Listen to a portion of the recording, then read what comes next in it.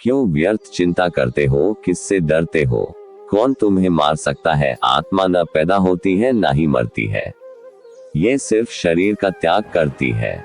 आत्मा न जन्म लेती है, न ही मरती है, न ही इसे जलाया जा सकता है, न ही इसे जल से गीला किया जा सकता है। आत्मा तो अमर अविनाशी है। मनुष्य या कोई भी जीव अपने भाग्य का निर्माता खुद होता है। जो जैसा कर्म करता है उसका वैसा ही भाग्य बन जाता है। मैं किसी भी जीव के भाग्य का निर्माण नहीं करता और ना ही किसी को कोई फल देता हूँ। सभी अपने कर्मों को ही भोगते हैं।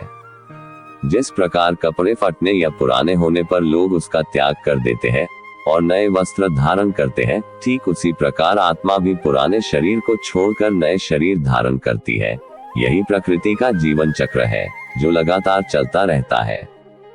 क्रोध करने से भ्रम की स्थिति पैदा हो जाती है, फिर भ्रम से बुद्धि कार्य करना बंद कर देती है और जब बुद्धि कार्य करना बंद करती है तो तर्क शक्ति नष्ट हो जाती है और जब तर्क शक्ति नष्ट होती है तब उस व्यक्ति का पतन निश्चित है।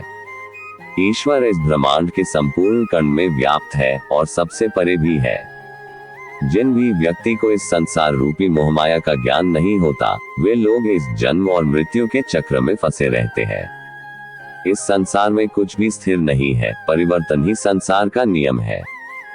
यदि जिस किसी ने भी जन्म लिया है उसकी मृत्यु निश्चित है, इसे टाला नहीं जा सकता है, और जिसकी मृत्यु हुई है उसका जन्म लेना भी निश्चित है। इस संसार में ऐसा कुछ भी नहीं है जो मेरे बिना अपने अस्तित्व में रह सके। मन ही इंसान या किसी जीव का शत्रु या मित्र होता है। यदि आप अपने मन को नियंत्रित नहीं करते तो वही मन आपका शत्रु मन बन जाता है, और जो लोग अपने मन पर काबू पा लेते हैं उनके लिए इस दुनिया में कुछ भी असंभव नहीं है। आप जैसा बनते हो वह आपके विश्वास के कारण ही होता है। जो लोग जैसा विश्वास करते हैं ठीक वैसे ही बनते हैं। विश्वास ही वह शक्ति है जो किसी मनुष्य के आत्मा को शक्ति और बल प्रदान करता है।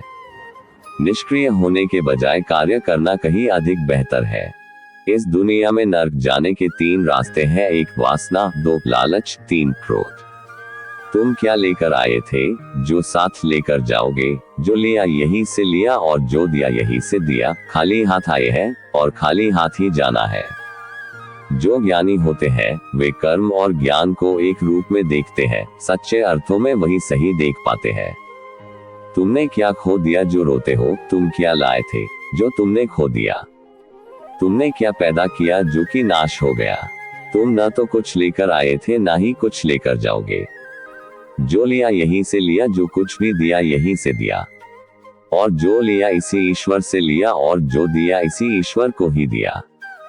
सभी खाली हाथ आते हैं और खाली हाथ ही चले जाना है।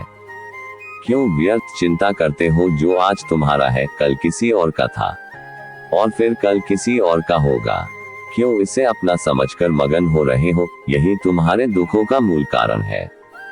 मनुष्य को सुख दुख, लाभ हानि, हार जीत के बजाय अपने सामर्थ्य के अनुसार कर्म करते रहना चाहिए। ऐसे निष्भाव कर्म करने से पाप नहीं लगता।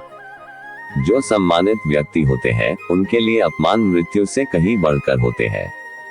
सभी जीव जीवन के पहले और मृत्यु के बाद अदृश्य हो जाते हैं, सिर्फ जन्म और मृत्यु के बीच ही दिखाई देते हैं। तो इसमें आश्चर्य की क्या बात है? परिवर्तन ही इस संसार का नियम है, जिसे तुम मृत्यु समझकर व्यर्थ दुखी हो रहे हो।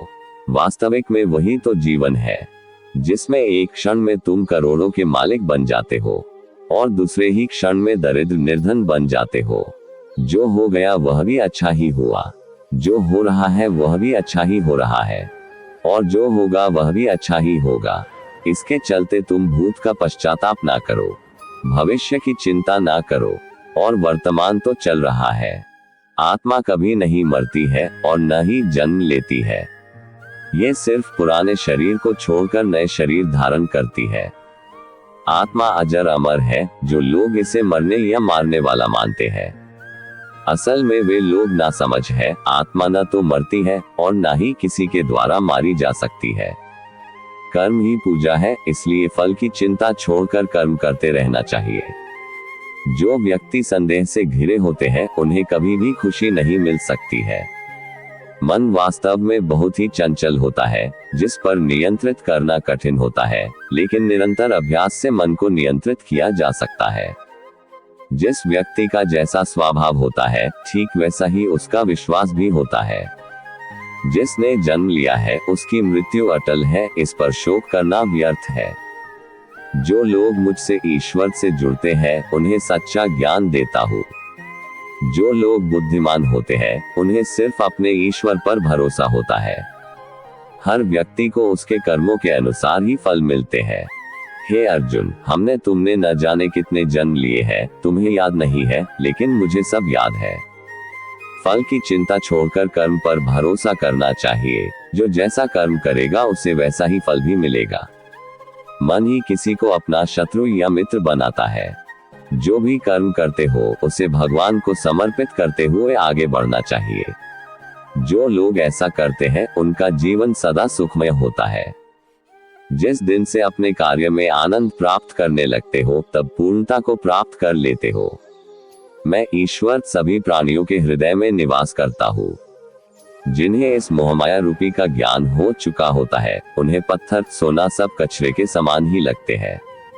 ये शरीर न तो तुम्हारा है और ना ही तुम इस शरीर के हो।